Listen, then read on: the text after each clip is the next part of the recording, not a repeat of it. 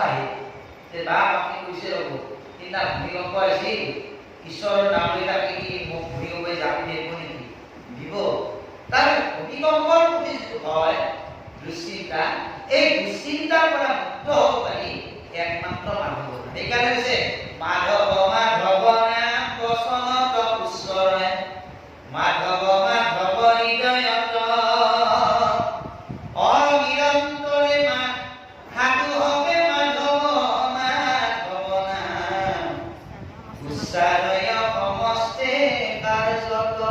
এই মাধৱ মাধৱে লক্ষ্মীৰ ভগৱানে স্বামী যিজন লক্ষ্মীৰ স্বামী মাধৱ তেওঁৰ নাম আমাক নিৰন্তৰে লৈ থাকিব সদায় সদায় সেইজন মাধৱৰ নাম ভাষা ঘৰ দুৱাৰ মাটি বাৰী ইয়াৰ পৰা আমি আনন্দ প্ৰাপ্তি হৈছোঁ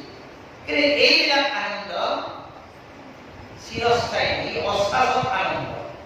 শাশ্বত আনন্দ নহয় ই অনিত্য আনন্দ ই নিত্য আনন্দ নহয় নিত্য আনন্দ একমাত্ৰ কৃষ্ণ নাম আৰু সেই আনন্দ বিহকে মহাপুৰুষ মাধৱদেৱে মুখাত লিখিলে আত্যন্তিক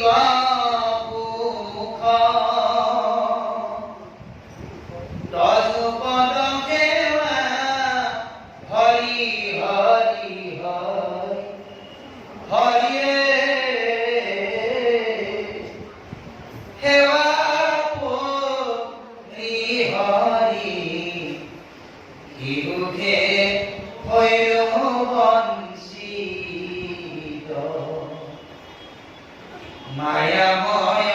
ঘোৰ সংখ্যাৰ নিকাৰ হৰি হৰি হৰি হৰিয়ে